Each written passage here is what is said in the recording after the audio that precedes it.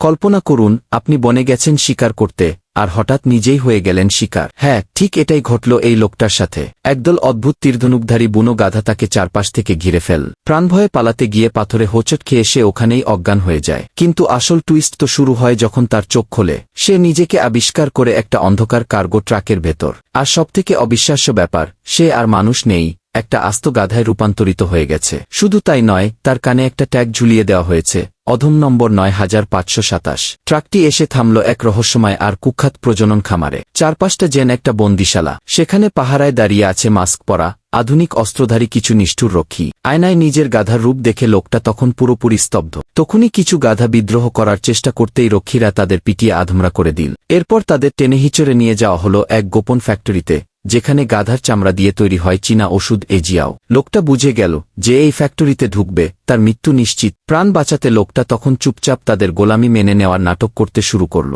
কিন্তু হুট করেই আরেকটা মোটাসোটা গাধা খড়ের গাদায় লুকিয়ে প্রধান গেট দিয়ে দৌড়ে পালানোর চেষ্টা করল। কিন্তু কপাল খারাপ, গেট পার হতেই রক্ষীদের পাতা এক মারাত্মক লোহার ফাঁদে তার পা আটকে গেল। সে ব্যথায় চিৎকার করে ওঠার আগেই রক্ষীদের বিষাক্ত তীর এসে তার বুক ঝাঁঝরা করে দিল। এই ভয়ঙ্কর দৃশ্য দেখে পুরো খামার নিমেষেই স্তব্ধ হয়ে গেল। আমাদের প্রধান চরিত্রটিও নিজের জান বাঁচাতে বাধ্য ছেলের মতো মাথা নিচু করে ঘাস খেতে লাগল। কিন্তু এই নরক থেকে সে কি কোনোদিন বের হতে পারবে, নাকি তার ভাগ্য ওই ফ্যাক্টরির দেওয়ালে শেষ হবে? জানতে হলে পরের পর্বের জন্য সাবস্ক্রাইব করে রাখুন।